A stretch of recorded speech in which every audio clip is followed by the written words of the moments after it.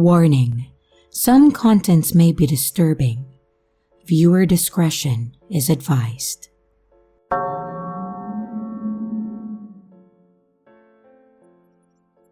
Honestly, my story is not too bad, though I would still rather never meet this person again. I was stalked, but not because they were into me, but because they were into my best friend, Emma. Emma is gorgeous, like to the obscene level, and has always had guys and girls fawning over her.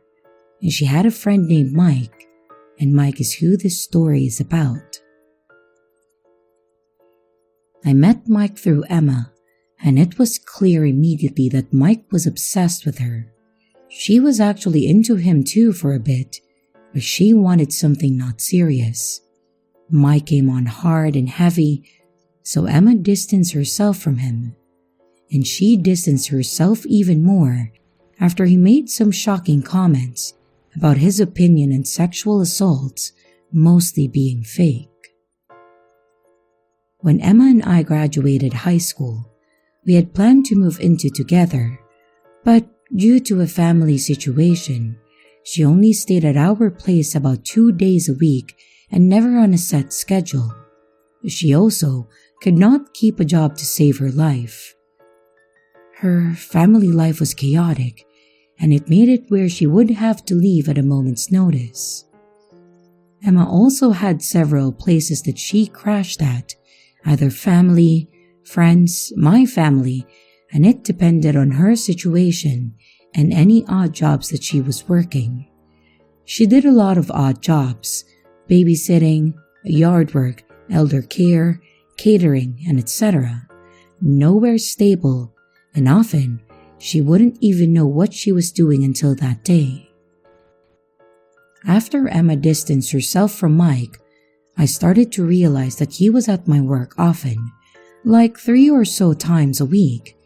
It would not have been too weird, except my work was a department store for women and children. No men's clothes at all in the store. At first, Mike would just come in, do a lap, and then leave. It was really weird, but I honestly just thought that he was walking the mall. Lots of people do that, as my town is practically no entertainment. But then, Mike started hanging out in my store and talking to me while I worked, always talking about Emma. How is Emma? Why is she avoiding him? Those kind of questions. I was evasive, going one-word answers, trying to tell him that I needed to work. My manager even scolded me for having friends hanging while working. And when I explained that I did not want him there and that he wanted to know about my friend, my manager asked if I wanted him to talk to Mike. I said yes, feeling relieved. And after that, Mike went back to doing a lap and leaving until my manager eventually stationed a big loss prevention guy at my register as a deterrent. And it worked. No more Mike at work. I had won. Except, I had not counted on Mike being extra creepy. He started showing up at my house instead. A couple of points. Mike did not have a car. I lived in a different town than Mike. My family and my job is about a 20-minute ride by car away. No public transportation in my town or in his. And Uber did not exist in this area then either. And Mike didn't have a job as far as I knew. Mike knew where I lived because when I first moved in, we had a housewarming party and accidentally made the Facebook invite public. Mike started coming over at random times, sometimes early in the morning, sometimes in the evening, always asking to speak to Emma, and I always told him Emma wasn't there, even if she was. For her safety, I advised her not to come to the house anymore, and to tell Mike that she wasn't interested, which she did, bluntly no more distancing, and blocked him. And this time, I moved in a new roommate, a co-worker who, while also female, had a gun and a big boyfriend. Mike started coming by less frequently, and any time he did, I would tell him that he wasn't welcome. Now, I know I should have called the cops, but there were two things preventing me. One, I was from a not-so-grand family who avoided cops for the most part. And two, my new roommate was a criminal law major, and she was already concerned about how that would appear for her career. Not great reasons, but for a 19 to 20-year-old, it was enough reasons for me not to mention it. Eventually, I stopped seeing Mike, but I would still occasionally spot him in places where I was in. The mall, my town's grocery store, and my dog's favorite park. I stopped posting on Facebook around this time, because even though Mike was blocked, he was clearly still able to see my posts. I also got the creeping suspicion that he was coming by my house sometimes. My stuff on my porch would be moved, and at night my motion sensor lights would go off, and I kept finding Mike's cigarette butts. At least, it was the same kind that he smoked. My roommate had been there for about 4 months, when one night, she had her boyfriend over when someone started pounding on the door. When her boyfriend answered, he saw someone who looked like Mike running away. The next day, my roommate and her boyfriend went out of town for a concert. She gave me her gun, even though I felt safe because she had gotten a dog that she was training as a guard dog. I started watching a cooking show in the living room, and at some point I fell asleep. And in the middle of the night, I woke up to my dog and the guard dog losing their minds, barking like mad at the window. And there was a tall figure that bolted as soon as I sat up. I grabbed the gun, I opened the door, and I yelled, "I know that's you, and I have a gun, and I'm calling the cops." Which I didn't do. I just locked me and the dogs in the bathroom, and then I called my dad, who luckily was not angry about being woken up in the middle of the night. He drove over and advised calling the cops and filing a restraining order. We called the cops, but they said that since nothing was broken and there was no evidence, there was nothing to be done about it. Luckily after this, I heard through the grapevine that about a week after the incident with the dogs, Mike's family sent him to live with a relative in a different state. He did come back a couple of years ago, but he was wise enough to only contact me once. When I got to tell him that Emma was not only happily married, but not at all interested in talking to him. I reminded him that I was willing to call the cops if he ever came near either of us again. And he never did, and I don't see him anymore. Though, he did try to befriend my husband on Facebook, and all it took was another block for him to go away. So, it's been about 5 years since I last saw you. Mike, let's not meet.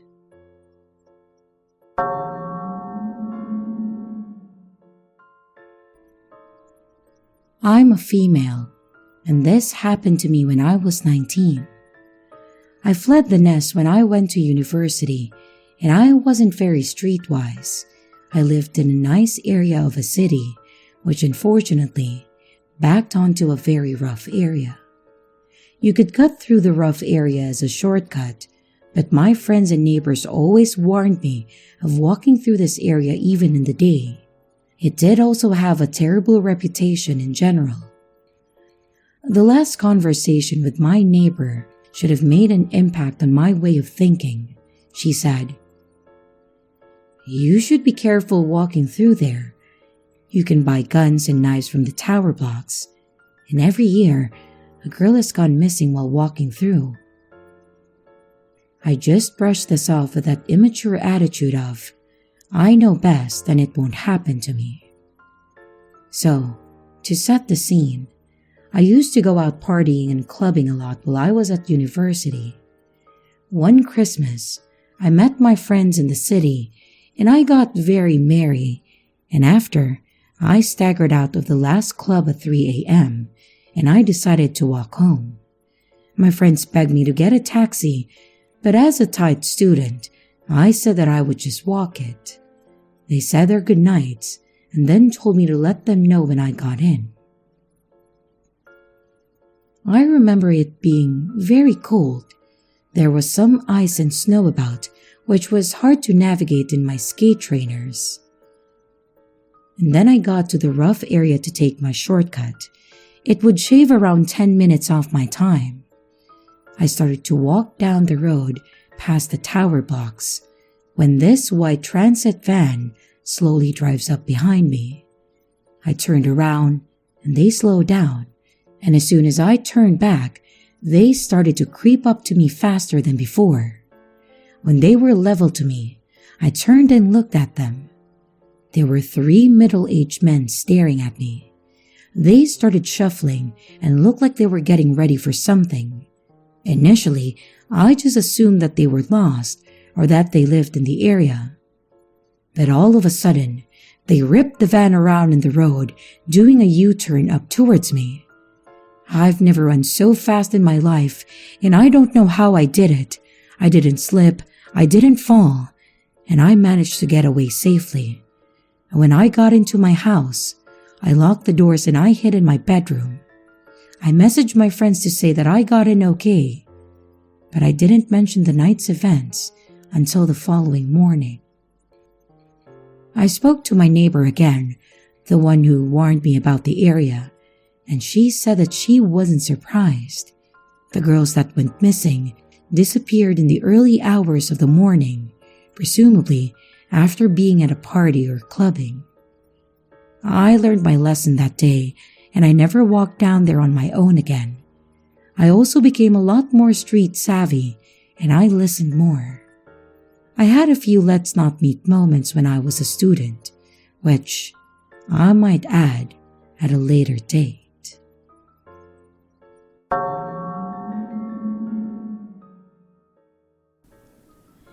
This happened to me in my junior year of high school, and I had almost forgotten about it until my dad brought it up a couple of days ago, and I figured that I would share.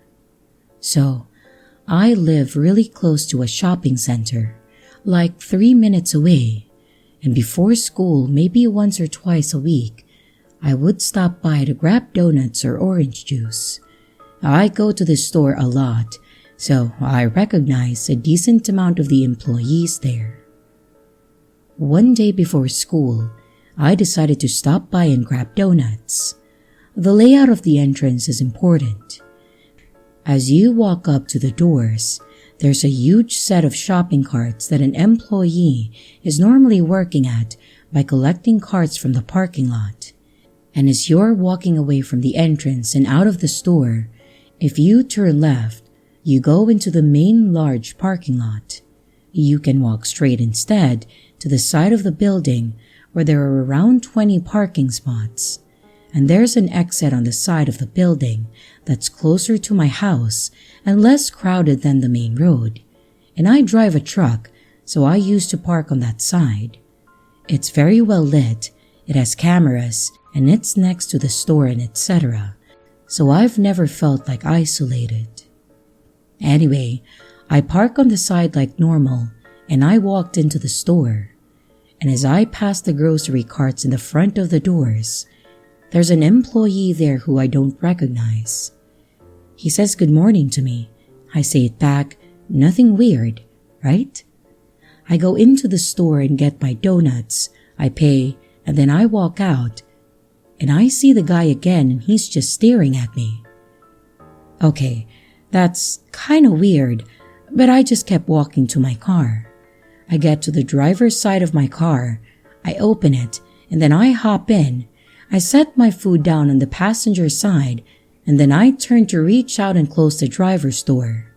And as I put my hand out, another hand stops the door from shutting, and the employee from earlier steps in between my door and I. Alarms were going off in my head. He asked what my name was, and I, stupidly, gave him my real name because I was panicking.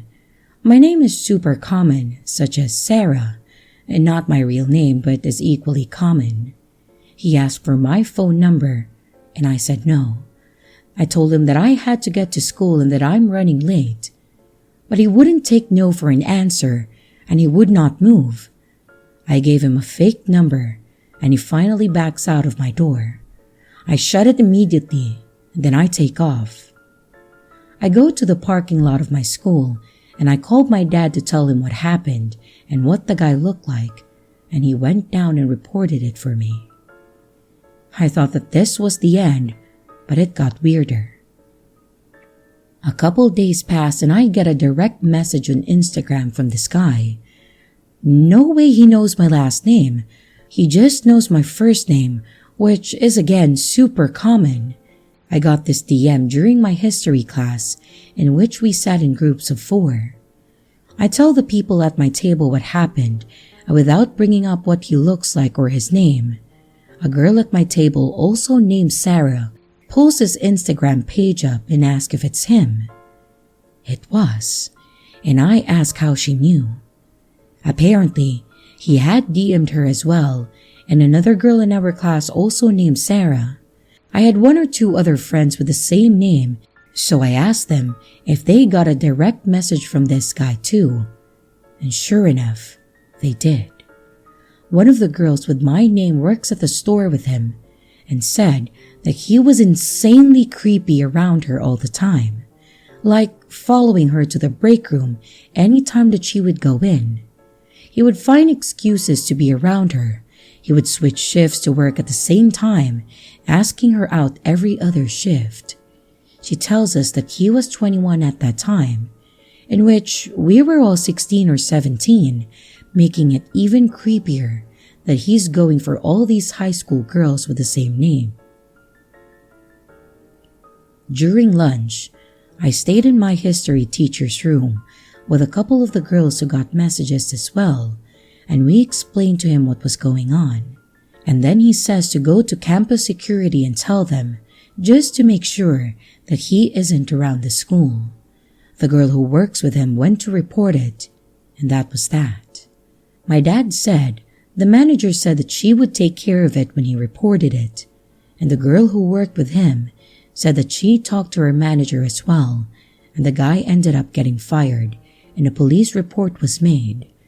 But nothing could really be done since he hadn't done anything. I had no clue how he found my Instagram, but our guess is that he was just messaging a bunch of Sarahs who all happened to be underage. So, creepy guy at the grocery store, let's not meet.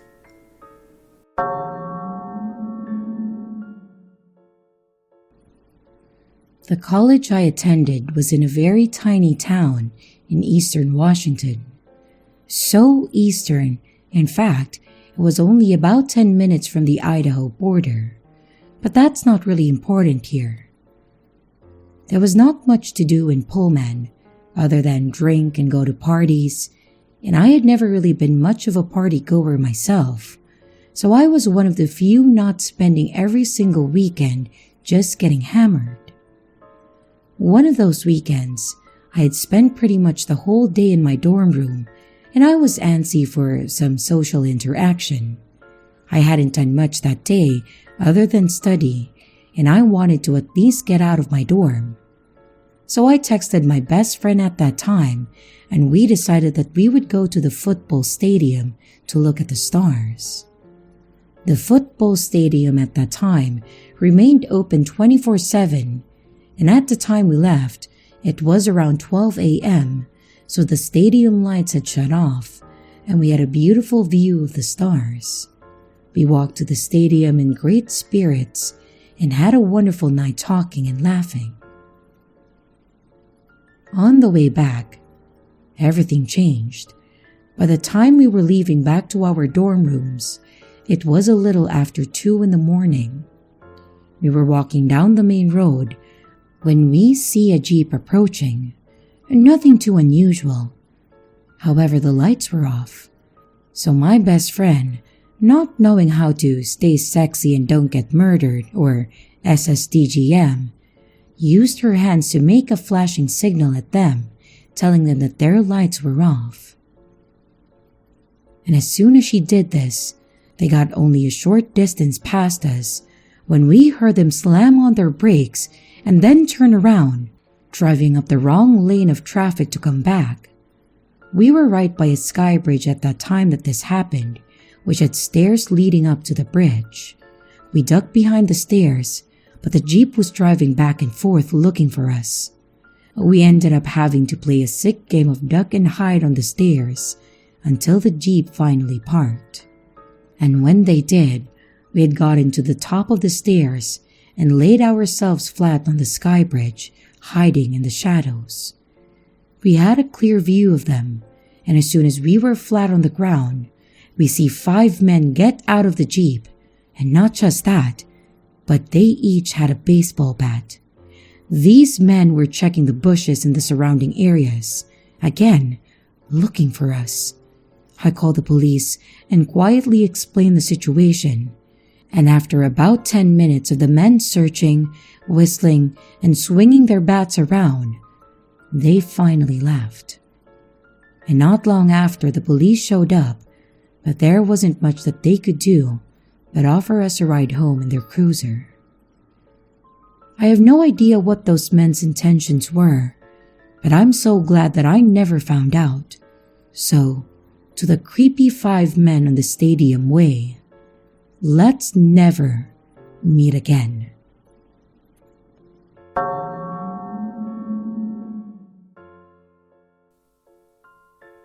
Hi there. I've lurked for a long time, and I've decided that it's time to share my own story from about 4 years ago. I was around 15, and when I wasn't too busy with schoolwork, I worked at a news agency, mainly selling lottery tickets and newspapers. And while I had my fair share of creeps, stalkers, and loonies, this one for me has to be the scariest. Among my regular customers was an older woman, perhaps in her late 40s or early 50s, although she definitely appeared older than she was. She had scraggly hair that was bleach blonde and wore extremely bright, gaudy makeup. No one knew much about her, but she was often seen around different shady men, and from the way she acted and spoke, it was understood that she was most likely on drugs. She spoke to me and my co-workers of angels and heavens and fairies and demons.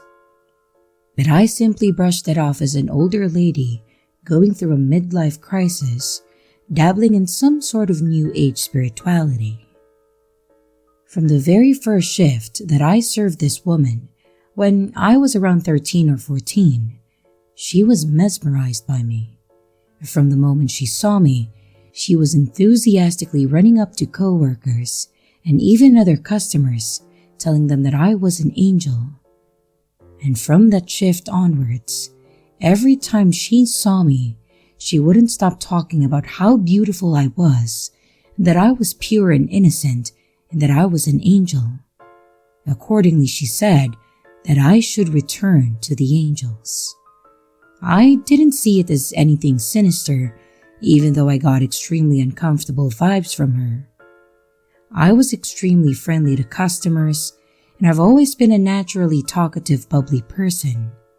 In addition, I was still young, naive, and eager to please my boss with my customer service, even though I thought that this lady was kind of weird.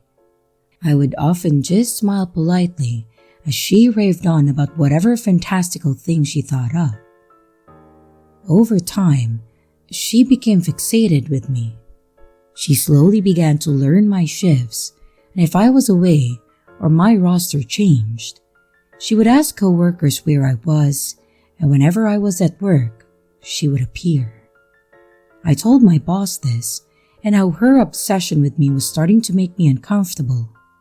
He told me that I should put up with it because of the extra income it gave him. Because of her fixation with me, this lady would spend hundreds of dollars at a time on lottery multiple times a week. And once again, I was young and didn't have too much of a backbone, so even though I felt uncomfortable, I just accepted that this situation couldn't be changed. I needed the money, and not many places in my town were hiring, let alone interested in taking on a high school student. One day, as I was going to the spot that I would meet my parents, they usually pick me up at a nearby road. This lady appeared seemingly from thin air. I was so startled that I didn't even notice when she grabbed my arm and asked, "Would you like to return to the other angels? They're missing you, darling." I was freaked out, but her words didn't mean much to me, and I simply saw it as a strange woman with wacky spiritual beliefs. Luckily that day, an older coworker walked by, saw this, swiftly yanked me away, and stayed there until my dad arrived. I wish I could say that this was the last time that I saw that customer, but it wasn't. Even though I didn't see her waiting for me again, I often felt uncomfortable arriving at work, leaving, and at work itself, as though someone was watching me. This lady kept coming in and kept spending hundreds of dollars from God knows where. However, unlike when I first started, she didn't come in with a different man each time. She came alone or with one particular man who I hadn't seen before. I always felt extremely uncomfortable around him, but I couldn't quite put my finger on why. The lady's ravings got even crazier than ever, and in addition to her usual talk about angels, she started to try getting me to follow her to places by claiming that the government had tried to poison me just then, and she saw them slip cyanide into my food, or that they infected my toothpaste with something that would kill me, so I had to follow her now. I never did. One time, when I was busy serving other customers, I noticed her in the corner of my eye, lingering around my drink bottle with something that I couldn't see clutched in her hand. Needless to say, I moved my drink bottle very quickly, and I was extremely unnerved, more so than ever. I told my boss everything, but he continued to say virtually that I would lose my job if I didn't just put up with it, as she brought in a lot of money. This all came to a climax one day at the end of my shift. I just learned how to cash up the registers and close the shop, which was an exciting responsibility for me and made me feel very accomplished. To close up, I would have to lock the roller doors at the front and exit through the back door, which led to a pretty shady concrete area that never had anyone around. It was like a huge concrete jungle with heaps of twists and turns and tall concrete walls. It was always completely silent and empty, and I'd never seen another person in that area outside the back door. As I exited work and locked the door, I felt incredibly uneasy, and I thought that I could hear breathing behind me. However, seeing no one when I turned around, I told myself that it was just paranoia. As I checked my phone to see if my dad had left yet to pick me up, I felt a hand grasp my shoulder, tight. My whole body froze. Before I even looked, I knew who it was. Sure enough, when I turned around, this customer was standing there with a huge grin and her eyes sparkling. She engulfed me in a hug, which I wriggled free from. I could tell something was very wrong, so I tried to run, but she grabbed my arm. She was stronger than she looked. She tried to distract me and start up random conversations, sprinkling in comments about how the angels were so excited to be reunited with me. I had no idea what she was trying to do, until I heard something pull up around the corner. A white van, all its windows blacked out, and it slowly crept across the gravelly road towards us. And I'll never forget the way that lady's face looked like when she said, Let's go. The angels have been waiting. You'll be with them again soon. To this day, I have no idea how, but I gained some type of superhuman fight-or-flight strength, and I tugged my arm free just as the van was slowing down beside me, and then I ran.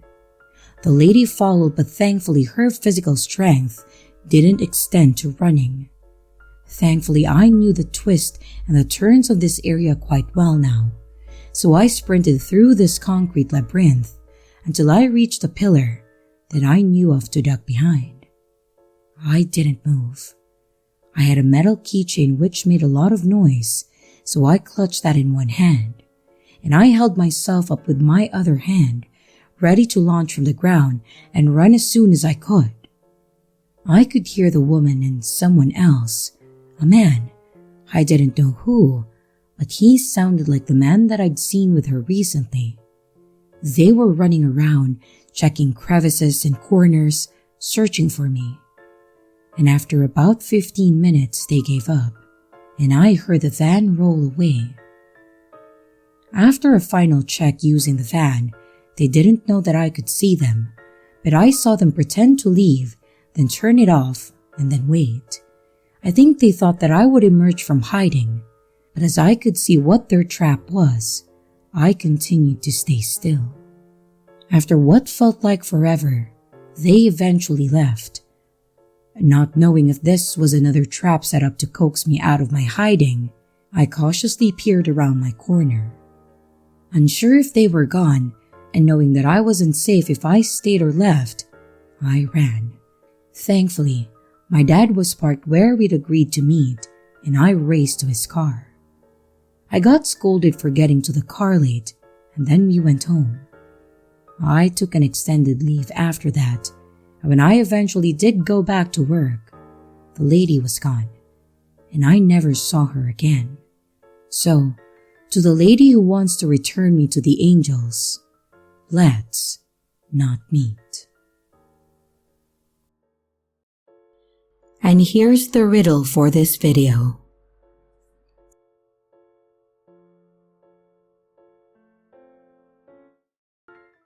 Hello everyone, it's your creepy sister here. Thank you so much for watching the video. I really appreciate each and every one of you. But I would also like to thank my amazing patrons, my top tippers, and my dearest channel members. Thank you very, very much. I really appreciate it with all of my heart. If you want to support the channel further, you could also choose to become a patron, a tipper, or a channel member. But remember, it's appreciated, but never a requirement. I would also like to announce that we have merch now. The link is in the description of the video, along with all my other social media links, like my Discord server, Twitter, Instagram, and others. You can connect with me and send your stories there. And don't forget to like and subscribe if you haven't yet, and comments are highly appreciated. And remember, your fear feeds me.